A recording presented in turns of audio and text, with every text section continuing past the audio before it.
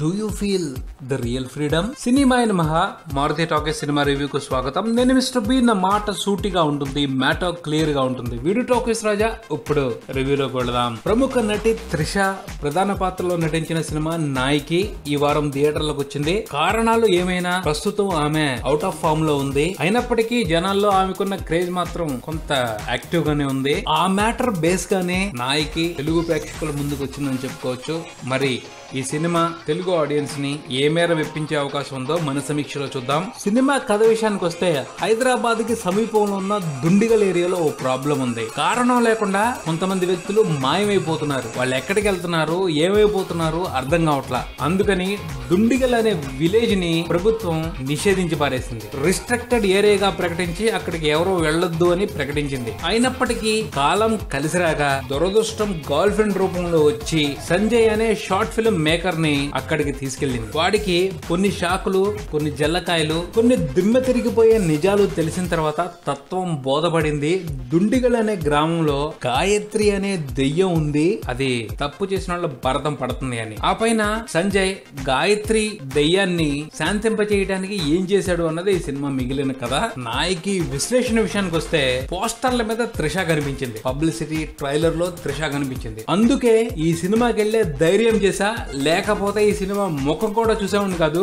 ఏముంది ఈ సినిమాలో, అసలు ఏముంది ఈ సినిమాలో? దర్శకుడు గోవి సమాధానం చెప్పాలి. పబ్లిసిటీ పోస్టర్స్ లో, వాల్ పేపర్స్ లో, వాల్ మీద అతికించిన పోస్టర్స్ లో త్రిషాని అట్రాక్టివ్ గా చూపించి మోసం చేస్తారా? మాకు మెహర్ రమేష్ తెలుసు, అని కన్నిగంటి తెలుసు, గోవి ఎలియాస్ గోవర్ధన్ రెడ్డి గురించి కూడా తెలుసుకునేట్టు చేసావు కదయ్యా. గోవి, నువ్వు మామూలు డైరెక్టర్ కాదు, తెలుగు సినిమాకు దొరికిన ఆణిముత్యానివి. నీ టాలెంట్ ని ఫీల్ అవటం తెలుగు ప్రేక్షకుల అదృష్టం.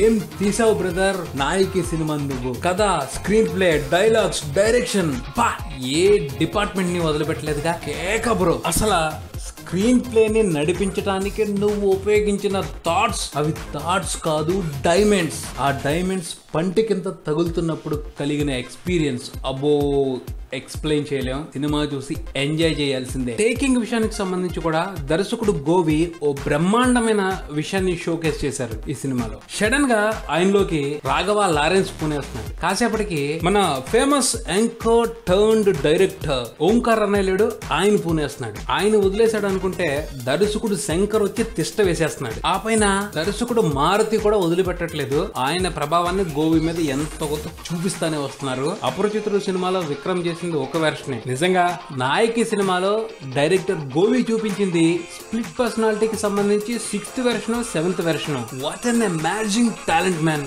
I can't believe it. కాసేపటికి సినిమాని చూసే ఎక్స్పీరియన్స్ మారిపోతుంది. ఎక్కడ ఉన్నామో, ఏం జరుగుతుందో అర్థం కాదు. కాసేపేమో కథ కదలకుండా ఒక చోటే ఆగిపోతుంది, కాసేపేమో పరిగెత్తిద్ది. It is really amazing. సింగ్ ఫస్ట్ హాఫ్ అంతా త్రిష సత్యం రాజేష్ ని ఆడుకుంటది, అదే సీన్. సెకండ్ హాఫ్ వచ్చేప్పటికి సగం ఆయనతో ఆడుకుంటది, ఇంకొంచెం ఫ్లాష్ బ్యాక్.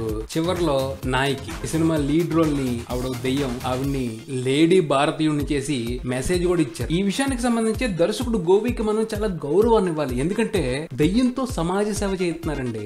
ఆవిడ మెసేజ్ ఇస్తుంది. ఈ థాట్ ఎవరికి ఇంతవరకు తట్ల. నిజంగా ఆ థాట్ ఎంత గొప్పది అంటే, ఈ సినిమాలో కనిపించే దెయ్యం మెసేజ్ ఇవ్వటం కాదు, తప్పు చేస్తున్న వాళ్ళని మారటానికి అవకాశం ఇస్తుంది. అవకాశం ఇచ్చిన తర్వాత కూడా వాళ్ళు మారకపోతే వాళ్ళ అంతు చూస్తుంది. ఎక్కడ ఉంటుందండి ఇలాంటి దెయ్యం? నిజంగా గ్రేట్. మామూలు విషయమా? ఛాన్సే లేదు. ఈసారి నేషనల్ అవార్డు గోవికి ఇవ్వాల్సిందే, ఊరుకునేదే లేదు. పాపులర్ యాక్ట్రెస్ త్రిష ఇలాంటి స్క్రిప్ట్ లో కనిపించడం ఆశ్చర్యాన్ని కలిగించింది. ప్రస్తుతానికైతే ఆవిడ అవుట్ ఆఫ్ ఫామ్. వచ్చిన అవకాశాన్ని వదిలిపెట్టుకోకుండా చేసింది అని చెప్పుకోవచ్చు. ప్రత్యేకంగా అయితే ఆవిడ తప్పేమీ లేదు. మేజర్ గా క్రెడిట్ అంతా, గొప్పతనం అంతా దర్శకుడు గోవికే దక్కాలి. ఎందుకంటే ఈ నాయకి ఆయన క్రియేట్ చేసిన సృష్టి. సాంకేతిక అంశాల విషయానికి వస్తే విజువల్ ఎఫెక్ట్స్ విభాగం ఈ సినిమాకి సంబంధించి బాగా పనిచేస్తుందని చెప్పుకోవాలి. ఆ తర్వాత సాయి కార్తీక్ అందించిన బ్యాక్గ్రౌండ్ స్కోర్ కొంతవరకు బాగుందని మాట్లాడుకోవాలి. నటీనటుల అభినయం విషయానికి వస్తే త్రిష నాయికిగా మెప్పించిందనే మాట్లాడుకోవాలి. ఆ తర్వాత సత్యం రాజేష్ కొన్ని మార్కులు వేయాలి. సుష్మారాజు కూడా మంచి మార్కులే వేయాల్సిన పరిస్థితి. వీళ్ళు ముగ్గురు ఈ సినిమాకి సంబంధించి బాగా యాక్ట్ చేశారని మాట్లాడుకోవాలి. వీళ్ళు కాకుండా ఈ సినిమాలో కనిపించిన మిగతా పాత్రలు వారి పాత్రల దగ్గర బాగానే చేశారు. మొత్తంగా ఈ నాయకి సినిమా గురించి మాట్లాడుకోవాలి అంటే ప్రత్యేకమైన విశేషాలు ఏమీ లేవు. టైం పాస్ కూడా ఈ సినిమాని చూడటం కష్టమే. ఆ పైన త్రిష మీద ఏదైనా అభిమానం ఉంటే ఓసారి సినిమాని ట్రై చేయొచ్చు. ఈ సినిమాకి సంబంధించి నేనిచ్చే రేటింగ్ ని సినిబి మూవీ రేటింగ్ యాప్ లో చూసి తెలుసుకోగలరు. మీ రివ్యూని కూడా ఆ యాప్ లో పోస్ట్ చేయొచ్చు. చాలా సింపుల్ యాప్, ఈజీగా ఇన్స్టాల్ చేసుకోవచ్చు. ట్రై చేయండి. ఇది నాయకి సినిమాకి సంబంధించిన రివ్యూ. మరో రివ్యూతో మళ్ళీ కలుద్దాం. Subscribe and keep watching Maruthi Talkies. For me Mr B and Talkies Raja. Thank you.